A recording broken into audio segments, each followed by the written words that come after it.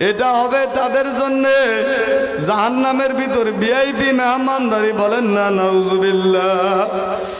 এই আল্লাহ পাকের বান্দা বান্দিরা জাহান্নামের মধ্যে, জাহান্নামেদের এত পরিমাণ ক্ষুধা লাগবে, ক্ষুধার কারণে তারা অস্থির হইয়া যাইবে, হাজার হাজার বছর ধরে মাওলাকে ডাকতে থাকবে। মাওলায় বলবে, হে আমার ফেরেশতারা,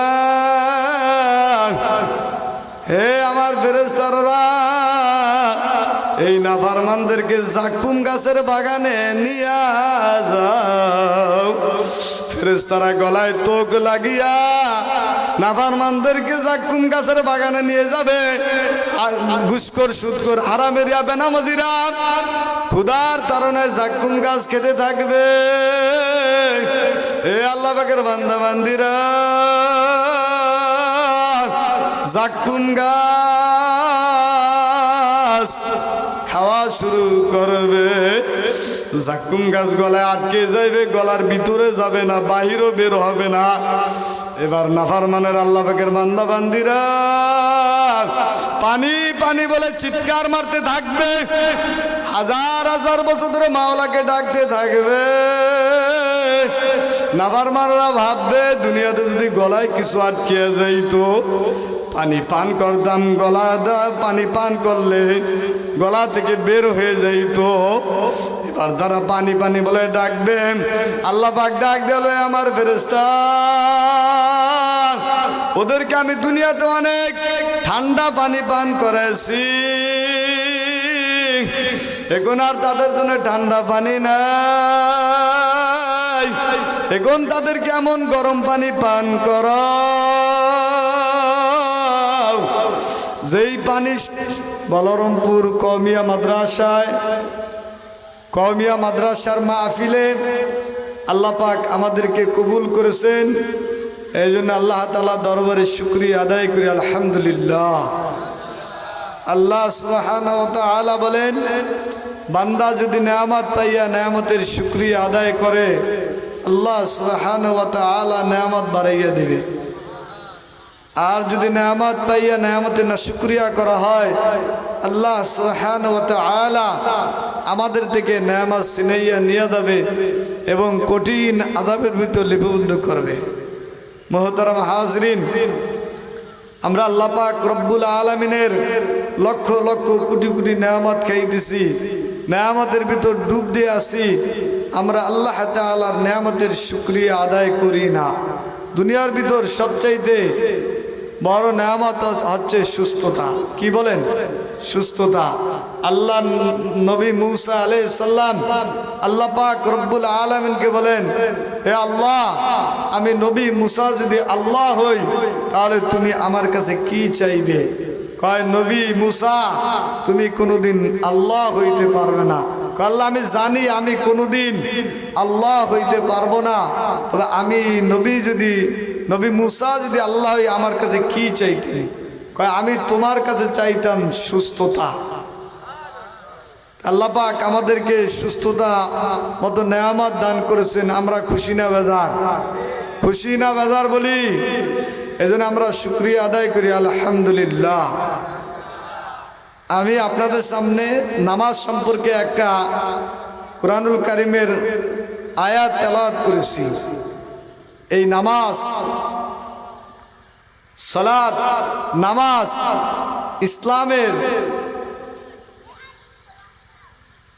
ইসলামের গুরুত্ব, ইসলামে নামাজের গুরুত্ব অপরিসীম। ইসলামে নামাজের গুরুত্ব কি? অপরিসীম। প্রত্যেকটা বালিগ, নর নারী, পুরুষ সকলের উপর যথা সময় 5 ওয়াক্ত নামাজ আদায় করা। Nari Purush Jata Shamoy is a Telenor initiative focusing on gender equality and নামাজ যদি কেউ empowerment. তরক করে তাহলে সে গুনাহগার হবে। এজন্য তাকে পরকালে আল্লাহ তাআলার আযাব ভোগ করতে হবে। আর এই নামাজকে নিয়ে যদি কেউ ঠাট্টা বিদ্রুপ করে, অস্বীকার করে, তাহলে সে কাফির। সে কি বলেন? কাফির। নামাজ নামাজ আমাদের সকল সমস্যার সমাধান। এই নামাজ মুমিনের হাতিয়ার। নামাজ কি বলেন? মুমিনের হাতিয়ার। নামাজ মুমিনের মেরাজ, আল্লাহ তাআলার সাথে সাক্ষাৎ করার মাধ্যম। সাক্ষাৎ করার কি বলেন? মাধ্যম। এজন্য আমরা যত সময় আমরা যখনই আল্লাহ তাআলার হুকুম আমাদের সামনে চলে আসবে তখনই আমরা এরকমভাবে এই নামাজ আদায় করব। কোরআনে আল্লাহ পাক বলেন, ওয়াকিমুস সালাতা ওয়া আতুজ যাকাতা, আমি আল্লাহ তোমাদের জন্য ওয়াকিমুস সালাতা, তোমরা নামাজ কায়েম করো, ওয়াতুজ যাকাতা, তোমরা যাকাত প্রদান করো, ওয়াতিউর রাসূল, তোমরা আল্লাহ রাসূলের আনুগত্য করো, লাআল্লাকুম তুরহামুন, তাহলে তোমরা অনুগ্রহ প্রাপ্ত হয়ে যাবে। যদি আমরা নামাজ কায়েম করি, যাকাত প্রদান করি, আল্লাহ রাসূলের আনুগত্য করি, তাহলে আল্লাহ তাআলার অনুগ্রহ আমাদের প্রতি বর্ষিত হবে। বলেন না সুবহানাল্লাহ। আর আয়াতে আল্লাহ পাক বলেন, হাফিজু আলাস সালাওয়াত, আল্লাহ পাক বলেন তোমরা সকল নামাজের প্রতি যত্নবান হও, ওয়াস সালাতিল উসতা, বিশেষ করে মধ্যবর্তী নামাজের ব্যাপারে, ওয়াকুমু লিল্লাহি কানিতিন, আর তোমরা যখন আল্লাহ তাআলার দরবারে দাঁড়াবে খুব একান্ত আদব ও বিনয়ের সাথে দাঁড়াবে। আমরা যখন নামাজ পড়ব খুব আদবের সাথে দাঁড়াবো। কথা বলেন ঠিক কিনা? আমাদের নামাজ এমন অবস্থা হয়েছে, আমাদের নামাজ হয়েছে কম্পিউটার নামাজ। কথা বলেন ঠিক কিনা? মোহতারাম হাজিরিন, দুনিয়ার কোনো নেতার সাথে যদি কথা বলি, দুনিয়ার কোনো মেম্বারের সাথে যদি কথা বলি, চেয়ারম্যানের সাথে যদি কথা বলি, খুব আদবের সাথে কথা বলি। কথা বলেন ঠিক কিনা? কিন্তু যে আহকামুল হাকিমিন, আল্লাহ আপনাকে আমাকে বানাইলো, তার দরবারে দাঁড়াইলে আমাদের কি পরিমাণ আদবের সাথে দাঁড়ানো দরকার। দুনিয়ার আদালত, দুনিয়ার জজের নিকট কথা বললে খুব আদবের সাথে কথা বলি, কিন্তু আহকামুল হাকিমিন, আল্লাহ তাআলার দরবারে দাঁড়াইলে আপনার আমার নামাজে খুশু খুজু পয়দা হয় না। কথা বলেন ঠিক কিনা? ওয়াকুমু লিল্লাহি কানিতিন, আল্লাহ পাক বলেন তোমরা খুব আদবের সাথে, একান্ত আদব বিনয়ের সাথে তোমরা নামাজে দাঁড়াও। وَأَقِيمُوا الصَّلَاةَ وَآتُوا الزَّكَاةَ وَارْكَعُوا مَعَ الرَّاكِعِينَ, আল্লাহ পাক বলেন তোমরা নামাজ কায়েম করো, যাকাত প্রদান করো, রুকু করো তাদের সাথে যারা রুকু করে। আর এক আয়াতে আল্লাহ বলেন, ফাওয়াইলুল লিল মুসাল্লিন, দুর্ভোগ ওই নামাজি, আল্লাযীনা হুম আন সালাতিহিম সাহুন, যারা তাদের নামাজের ব্যাপারে গাফেল, যারা মুনাফিক, লোক দেখানোর উদ্দেশ্যে নামাজ পড়ে, তারা এই নামাজে গাফলতি করে। কথা বলেন ঠিক কিনা? কদ আফলাহাল মুমিনুন, ওই মুমিনগণ সফল কাম হয়েছে। আল্লাযীনা হুম আন সালাতিহিম খাশিউন, যারা তাদের নামাজে ভীতু খুশু খুজুর সহিত নামাজ আদায় করেছে। এ আল্লাহ পাকের বান্দা বান্দিরা, যারা যথারীত সময়ের প্রতি লক্ষ্য রেখে 5 ওয়াক্ত নামাজ আদায় করবে, আল্লাহ পাক রব্বুল আলামিন তাদেরকে 5টা পুরস্কার দান করবে। নাম্বার 1, রিজিকের অভাব দূর করে দিবে, বলেন না সুবহানাল্লাহ। কবরের আযাব মাফ করে দিবে, আমল নামা কিয়ামতের ময়দানে ডান হাতে দিবে, পুলসিরাত বিজলির ন্যায় পার করবে, বিনা হিসাবে জান্নাত দান করবে, বলেন না সুবহানাল্লাহ। এ আল্লাহ পাকের বান্দা বান্দিরা সকলেই শুনুন, আল্লাহ নবী সাল্লাল্লাহু আলাইহি ওয়াসাল্লাম সাহাবা কেরামদেরকে বললেন, হে সাহাবা কেরাম, যদি তোমাদের কারো বাড়ির নিকট যদি একটা পুষ্কুনি থাকে আর সে যদি দৈনিক 5 বার গোসল করে, তার গায়ে কোনো ময়লা থাকতে পারে কিনা? সাহাবা কেরাম বলে, ইয়া নবী আল্লাহ, ইয়া রাসূলুল্লাহ, তার গায়ে কোনো ময়লা থাকতে পারে না। বিশ্বনবী বলেন, হে সাহাবা কেরাম, যারা 5 ওয়াক্ত নামাজ গুরুত্বের সাথে আদায় করবে, তার আমল নামায় কোনো গুনাহ থাকতে পারে না, বলেন না সুবহানাল্লাহ। وعن علي رضي الله عنه قال كان آخر كلام رسول الله صلى الله عليه وسلم الصلاة الصلاة اتقوا الله فيما ملكت أيمانكم। হযরত আলী রাদিয়াল্লাহু আনহু বলেন, বিশ্বনবী সাল্লাল্লাহু আলাইহি সাল্লামের শেষ ওসিয়ত ছিল নামাজ, নামাজ। আল্লাহকে ভয় করো, অধীনস্থদের ব্যাপারে আল্লাহকে ভয় করো। হযরত জাবের রাদিয়াল্লাহু আনহু থেকে বর্ণিত, নবী করিম সাল্লাল্লাহু আলাইহি সাল্লাম ইরশাদ করেন, নামাজ বেহেশতের চাবি। নামাজ কি বলেন? বেহেশতের চাবি। আর এক হাদিসে আল্লাহর নবী সাল্লাল্লাহু আলাইহি সাল্লাম বলেন, আউয়ালু মা ইউহাসাবু বিহিল আবদু ইয়াউমাল কিয়ামাতিস সালাত।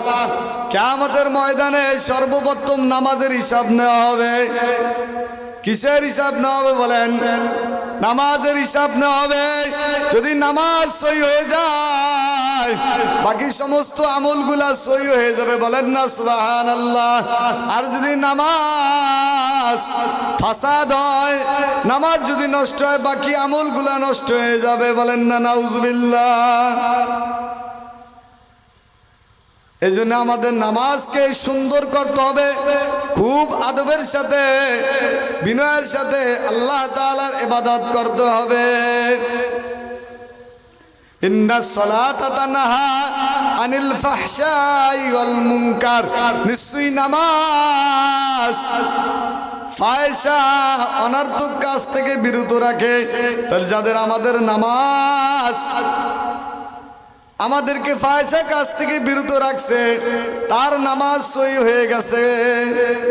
আর যারা আমরা গুনাহের ভিতর আছি, সুদের ভিতর আছি, গুনাহের ভিতর আছি, মিথ্যা কথার ভিতর আছি, ভাই বোনের হক আমরা পরিপূর্ণভাবে আদায় করি না, বুঝতে হবে আমাদের নামাজ এখনো পর্যন্ত হয়নি। কথা বলেন ঠিক কিনা? আল্লাহ পাক বলেন, ইন্নাস সালাতা তানহা আনিল ফাহশাই ওয়াল মুনকার। নিশ্চয়ই নামাজ অশ্লীল এবং ফাহশা কাজ থেকে বিরত রাখে।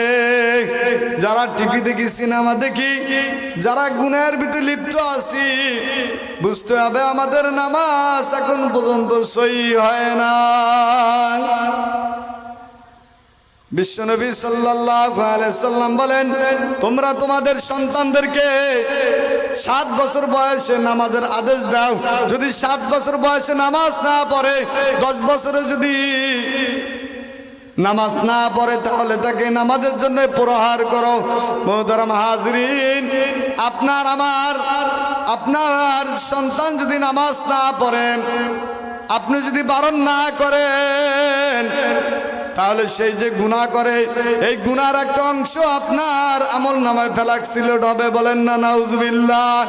এই জন্য তাদেরকে নামাজের আদেশ দিতে হবে, নামাজের প্রতি তাদেরকে গুরুত্ব দিয়ে নামাজ আদায় করার আদেশ দিতে হবে।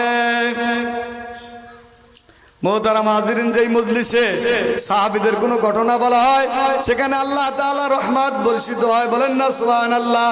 মুজাহিদ রহমাতুল্লাহ আলাইহি নামক একজন তাবিঈ, তিনি বলেন হযরত ইবনে জুবায়ের রাদিয়াল্লাহু আবু বকর রাদিয়াল্লাহু আনহু যখন নামাজে দাঁড়াইতেন মনে হইতো একটা কাঠ খণ্ড খাড়া করিয়া রাখা হইয়াছে।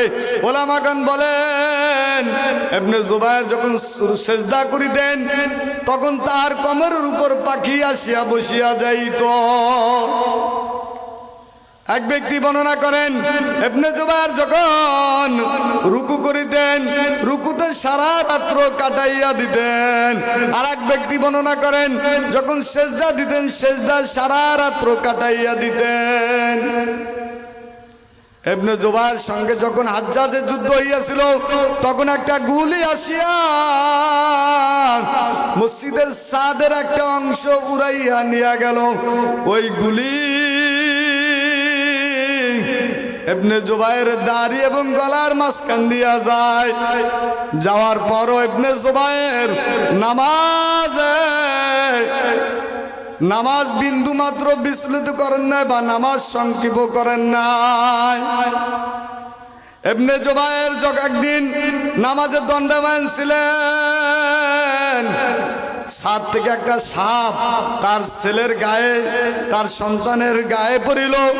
লোকগুলো ঘরের লোকগুলো শোরগোল করিয়া সাপটিকে মারিয়া ফেলিল। তিনি শান্ত এবং ধীরস্থির ভাবে নামাজ আদায় করিল। নামাজ শেষে তার স্ত্রীকে বলে, স্ত্রী একটু শোরগোলের আওয়াজ শুনিলাম, ব্যাপার কি? কয় আল্লাহ আপনার প্রতি রহম করুক, বাচ্চার তো জীবনও যাইতেছিল। কয় নামাজ যদি অন্যদিকে মন যায় সেটা কিসের নামাজ? হযরত ওমর রাদিয়াল্লাহু তাআলা খঞ্জরের যে আঘাতে ইন্তেকাল করেন তার শরীর থেকে তার কত স্থান থেকে রক্ত প্রবাহিত হইত। অনেক সময় তিনি অজ্ঞান থাকিতেন। যখন নামাজের কথা স্মরণ করাইয়া দেওয়া হইত তিনি নামাজ আদায় করিয়া বলিতেন যে নামাজ পড়ে না ইসলামে তার কোনো অংশ নাই। হযরত ওসমান রাদিয়াল্লাহু আনহু সারা রাত্রি জাগ্রত থাকিতেন। এক এক রাকাতে পুরা কোরআন শরীফ খতম করিয়া ফেলিতেন। হযরত আলী রাদিয়াল্লাহু আনহু তার অবস্থা এমন হইতো যখন নামাজের সময় তো তার শরীর কম্পন হয়ে আসিয়া যাইতো, চারা হলুদ বর্ণ হইয়া যাইতো। কেউ ইহার কারণ জিজ্ঞাসা করিলে তিনি বলেন, এমন এক আমানত আদায় করিবার সময় হইয়াছে যা আসমান জমিন গ্রহণ করিতে অস্বীকার করিয়াছে, আমি তা গ্রহণ করিয়াছি। হাতেম আসাম রহমাতুল্লাহ আলাইকে কেউ তার নামাজের অবস্থা জিজ্ঞাসা করিলে তিনি বলেন, যখন নামাজের সময় হয় আমি উজু করিয়া নামাজের স্থানে কিছুক্ষণ বসিয়া পড়ি, এরপর নামাজ শুরু করি। এমন অবস্থায় আমি খেয়াল করি বেশ তো আমার ডান দিকে, দোজক আমার বাম দিকে, আমার পিছনে মালাকুল মউত আজরাইল দাঁড়িয়ে আছে। আতা রহমাতুল্লাহ আলাইহি একবার বাজারে গেলেন, সেখানে একটি বাদি বিক্রয় হইতেছিল। বাদিটিকে পাগল বলা হইতেছিল।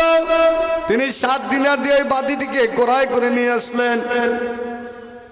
যখন রাত্রির কিছু অংশ অতিবাহিত হইল, ওই বাদি উঠিয়া নামাজ শুরু করিয়া দিলেন।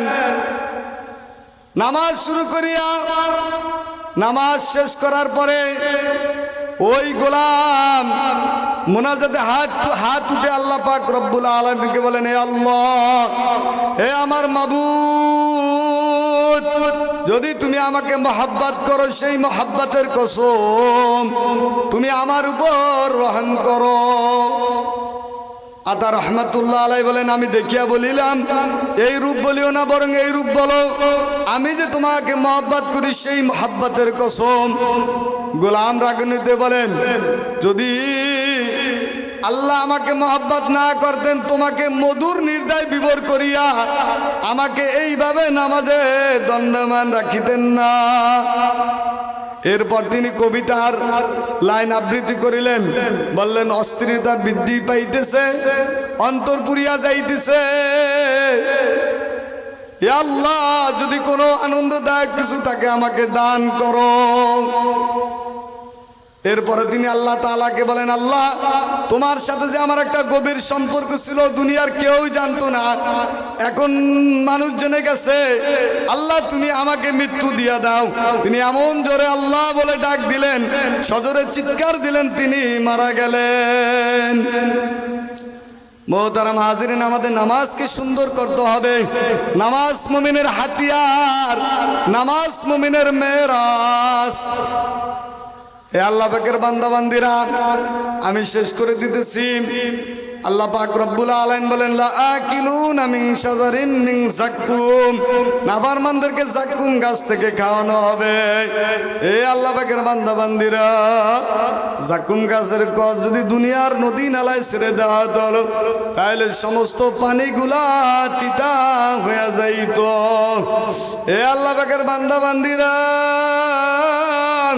ফামালিউনা মিনহাল বুতুন, এ দ্বারা নাফরমানরা তাদের পেটকে ভরপুর করবে। এ আল্লাহ পাকের বান্দা বান্দিরা, তারা ফুটন্ত গরম পানি দ্বারা তারা তাদের পেটকে পরিপূর্ণ করবে। হাযা নুজুলুহুম ইয়াউমাদ্দিন, 70 গজ পর্যন্ত লাফাইতে থাকে, ওই পানি তাদেরকে পান করাও। এ আল্লাহ পাকের বান্দা বান্দিরা, এই গরম পানি আর পুষ একটা পেলা করে নাফরমানদের সামনে দিবে। নাফরমানেরা ক্ষুধার তাড়নায় এই পানি পান করার জন্য যখন মুখে নিবে, চার আর গোস্তগুলা পেয়ালার ভিতরে পড়ে যাবে। আবার যখন মুখ দিয়ে পান করবে, আল্লাহ পাকের বান্দা বান্দিরা, পেটের ভিতরের নারী বুড়ি সব পায়খানা রাস্তা দিয়া জুব জুব হয়ে পড়ে যাবে। আল্লাহ পাকের বান্দা বান্দিরা, মানুষ মরবো না, বাঁচবে না। ইমাম গাজ্জালী রহমাতুল্লাহ আলাইহি তার কিতাবে লিখেন, নাফরমানেরা জাহান্নামের আযাব সহ্য করতে না পেরে জাহান্নামের বেরি বেয়ে বেয়ে তারা উপরে উঠতে থাকবে। হে আল্লাহ পাকের বান্দা বান্দিরা, তারা বাইরে বের হওয়ার চেষ্টা করবে, সমস্ত শরীর বাইরে থাকবে, একটা পা ভিতরে থাকবে। যখনই তারা চেষ্টা করবে, তখনই তারা গুরুম করে জাহান্নামের ভিতর পড়ে যাবে। হে আল্লাহ পাকের বান্দা বান্দিরা, একটা মিথ্যা কথা বললে কম পক্ষে 7000 বছর জাহান্নামে জ্বলতে হবে। একটা কবিরা গুনাহ করলে কম পক্ষে 7000 বছর জাহান্নামে জ্বলতে হবে। হে আল্লাহ পাকের বান্দা বান্দিরা, একবার বেপরদা করলে কমপক্ষে 7000 বছর জাহান্নামে জ্বলতে হবে। একটা রোজা ইচ্ছাকৃতভাবে ছেড়ে দিলে 70000 বছর জাহান্নামে জ্বলতে হবে। আল্লাহ পাকের বান্দা বান্দিরা, এ আল্লাহ পাকের বান্দা বান্দিরা, গুনাহগাররা যদি কবরে যায়, আমাদের কোনো উপায় হবে না। আল্লাহ পাকের বান্দা বান্দিরা, ইয়াউমা ইযিন তুরাদুনা লা তাকফা মিনকুম খাফিয়া। আল্লাহ পাক বলেন, সমস্ত আমলগুলা কিয়ামতের ময়দানে উপস্থিত করা হবে। লা তাকফা মিনকুম খাফিয়া, কোনো কিছু গোপন থাকবে না। কে কে দুনিয়াতে মিথ্যা কথা বলছেন সব আমলনামায় দেখা যাবে। কে কে আমরা গুনাহ করছি সব আমলনামায় দেখা যাবে। কোনো কিছু গোপন থাকবে না। ইয়াউমাইযিন তুরাদুনা লা তাকফা মিনকুম খাফিয়া ফাম্মা মান উতিয়া কিতাবাহু বিয়ামিনিহি। মুলাদির মানুষ, কিয়ামতের ময়দানে আমরা যারা আমলনামা ডানাতে পাবো, ফায়াকুলু হাউম ইকরাউ কিতাবিয়া, তখন আমরা বলবো দেখো এ আমাদের আমলনামা পড়ো। ইন্নী যানানতু আন্নী মুলাকিন হিসাবিয়া, আমি আগেই জানতাম আমাকে হিসাবের কাঠগড়ায় দাঁড় হইতে হইবে। ইন্নী যানানতু আন্নী মুলাকিন হিসাবিয়া ফাহুয়া ফি ঈশাতির রাদিয়া, সে আনন্দতে থাকবে। কুতুফুহা দানিয়া, তার সামনে বেহেশতের ফলগুলো অবনত থাকবে। কুলু ওয়াশরাবু হানিয়াম বিমা আসলাফতুম ফিল আইয়ামিয়া, হে আল্লাহ পাকের বান্দা বান্দিরা, ফেরেশতারা বলবে তোমরা খাও এবং পান করো, বিগত দিনে দুনিয়াতে তোমরা কষ্ট করে যেই আমল করেছো এর বিনিময়ে তোমরা খাও এবং পান করো। এ আল্লাহ পাকের বান্দা বান্দিরা, আম্মা মান উতিয়া কিতাবাহু বিশিমালি, আর যারা আমলনামা বামাতে পাবে, ফায়াকুলু ইয়া লাইতানি লাম উতা কিতাবিয়া, তারা বলবে হায় আফসোস, আজকে যদি আমাদেরকে আমলনামা না দেওয়া হতো, আজকে যদি আমাদেরকে এই কাঠগড়ায় দাঁড় না করাইতো কতই না ভালো হইতো। ফায়াকুলু ইয়া লাইতানি লাম উতা কিতাবিয়া, তারা আফসোস করে বলবে যদি আমাদেরকে এই কিতাব না দেওয়া হতো, ওয়ালাম আদরি মা হিসাবিয়া, আমাকে যদি হিসাবের সম্মুখীন না হইতে হইতো কতই না ভালো হইতো। ইয়া লাইতাহা কানাতিল কাযিয়া, আজরাইল যখন আমার জান কবজ করেছে, এটাই যদি আমার জীবনের শেষ হইতো কতই না ভালো হইতো।